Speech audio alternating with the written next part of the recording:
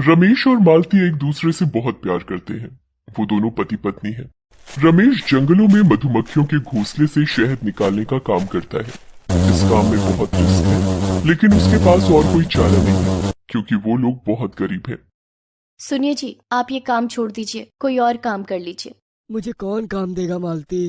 लेकिन जंगलों में शेर रहते हैं, आपको कुछ हो गया तो? कुछ नहीं होगा मालती, तो चिंता मत कर। लेकिन मालती को हमेशा रमेश की चिंता सताती है, और एक दिन वही होता है जिसका मालती को डर था।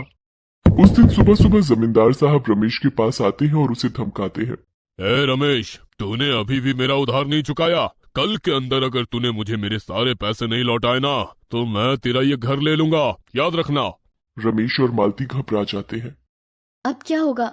पैसे लौटाने के लिए आज मुझे बहुत सारा शहद निकालना पड़ेगा, और उसके लिए मुझे जंगल की गहराइयों में जाना होगा। तुम चिंता मत करो मालती, मुझे कुछ भी नहीं होगा। रमेश जंगल की ओर चला जाता है। जंगल के अंदर पहुंचकर रमेश मधुमक्खी के घोंसले से शहद निकालता है। आज इतनी शहद से कुछ भी नहीं होगा, मुझे और अंदर जाना होगा। रमेश अपनी जान की परवाह न करके जंगल की ओर अंदर घुस जाता है और एक बड़ी सी घोंसले से शहद निकालता रहता है। और तभी अचानक से एक शेर उस पर अटैक कर देता है। अरे बाप रे, शेर! भागो भागो! रमेश अपनी जान बचाने के लिए भागता है, लेकिन वो शेर से तेज थोड़ी भाग सकेगा। वो शेर उसे पकड़ लेता है और खींचकर उसे जंगल के अंदर ले जाता है। रमेश के साथी ये देखकर डर के मारे गांव लौट जाते हैं और मालती को सब कुछ बता देते हैं। सब कुछ सुनकर मालती रो पड़ती है। अब मेरा क्या होगा? मैंने आपको बोला था कि ये काम छोड़ दो। अब मैं क्या करूं? मेरा सब कुछ खत्म हो गया है भगवान, सब कुछ खत्म हो गया। मालती अपना सर पटक पटक कर रोती है, लेकिन उसका शोक खत्म ही नहीं हुआ कि इतने में जमींदार साहब वहां चले आते हैं और कहते हैं, ये सब झूठ है, ये सब पैसे ना देने का बहाना है। ए मालती, पैसे नहीं देगी तो ये घर दे, निकल जा इस घर से। जमींदार साहब मालती को घर से निकाल देते हैं। अचानक से मालती का सब कुछ खत्म हो जाता है। उसके पास अब ना ही पति रहता है और ना ही कोई घर। वो रास्तों में भटकने लगती है। वो शिव जी की बहुत बड़ी भक्त है, इसीलिए उसके पास शिव जी की एक छोटी सी मूर्ति है। वो रोते हुए शिव से प्रार्थना करती है। हे शिव जी, अब आप ही बता दीजिए कि मैं क्या करूं। अब मेरे पति नहीं रहे, घर भी नहीं रहा, सब कुछ ठीक कर दीजिए ना शिव जी। शिव जी की कृपा अनंत है, इसीलिए रमेश अभी तक मरा नहीं है। उधर जंगल में शेर के ले जाने के बाद रमेश को लगा था कि उसका काम तमाम होने वाला है, लेकिन तभी उसके दिमाग में एक आइडिया आ गया। उसने एक छोटी सी लकड़ी अपने हाथ में ले ली और शेर ने जब उसे खाने के लिए अपना मुंह खोला, तब रमेश ने उसके मुंह में उस लकड़ी को फंसा दिया। ये ले, अब देख कैसा लगता है। वो शेर अपने मुंह से लकड़ी को निकाल नहीं पाया और वो भाग गया, लेकिन रमेश के शरीर में बहुत सारी खरोंचें आ गई थी और उन खरोंचों के लगने के कारण उसके शरीर में दर्द शुरू हो गया। वो बेहोश होकर वहां गिर गया। इधर मालती को ये सब कहाँ पता है। वो बस रास्तों में घूमते हुए भीख मांग रही है। भगवान के नाम पर कुछ दे दो, मेरा सब कुछ खत्म हो गया है, कुछ खाना खिला दो कोई। मालती ऐसे ही दिन बिताने लगी। उधर रमेश को जब होश आया तब अंधेरा हो चुका था। जंगल की इतनी गहराई में वो कभी नहीं आया था, इसीलिए उसने घर लौटने का रास्ता खो दिया। अब मैं घर कैसे लौटूं? मेरी मालती मेरा इंतजार कर रही होगी। पता नहीं जमींदार ने उसके साथ क्या किया होगा। रमेश जंगल में भटकता रहा और मालती की चिंता में खोया रहा। उधर मालती भी रास्ते में भटकते हुए रमेश की यादों में खोई रही।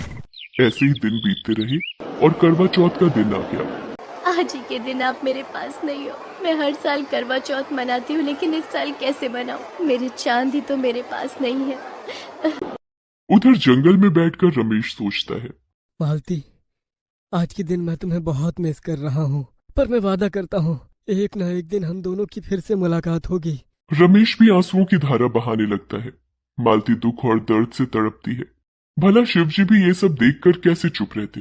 वो हिमालय की चोटी में बैठकर ये सब देख रहे थे।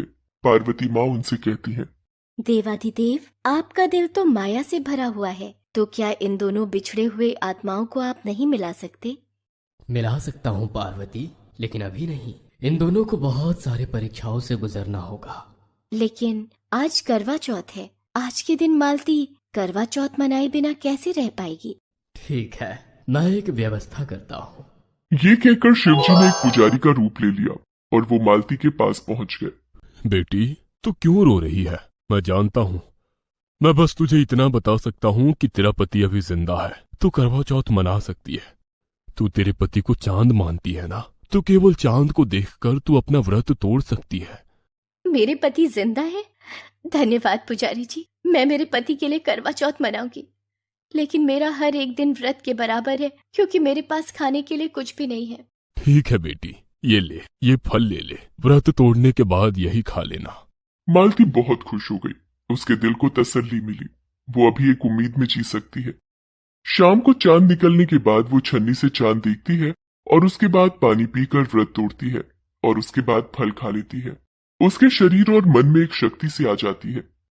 मुझे पूरी उम्मीद है कि मैं उनसे जरूर मिलूंगी, जरूर।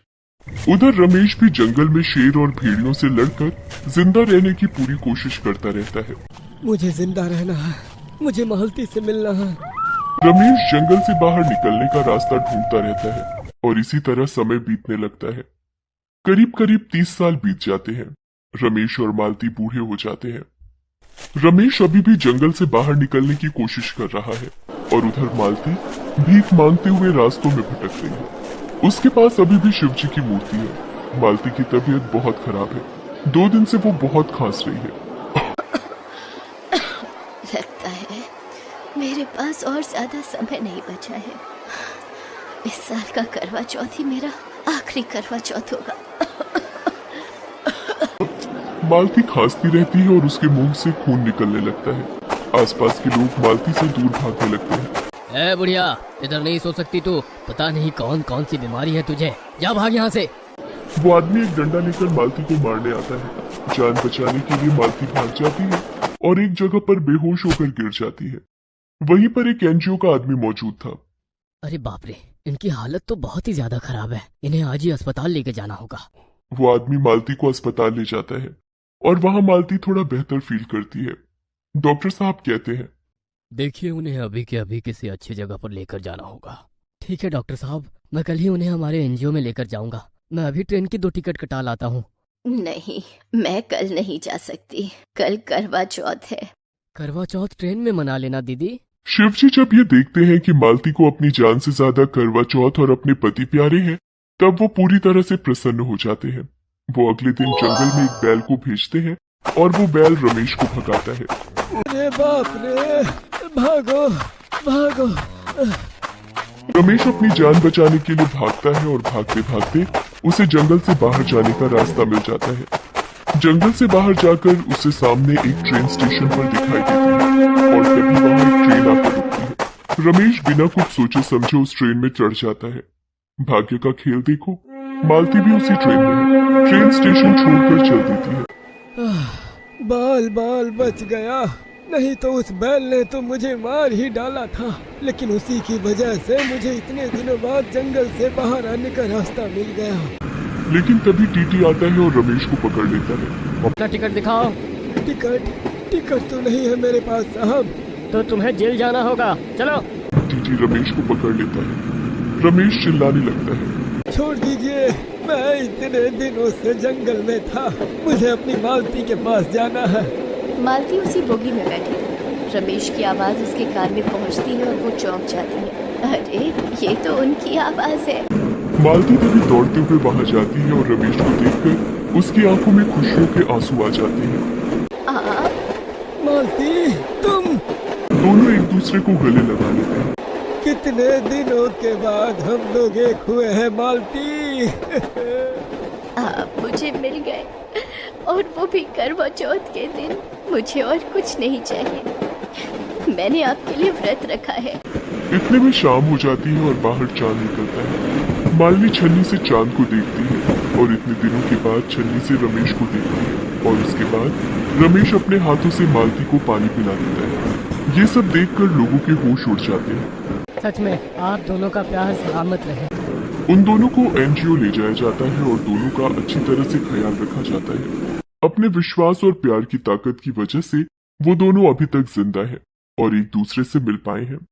इसके बाद वो दोनों खुशी खुशी कई सालों तक एक दूसरे के साथ रहते हैं।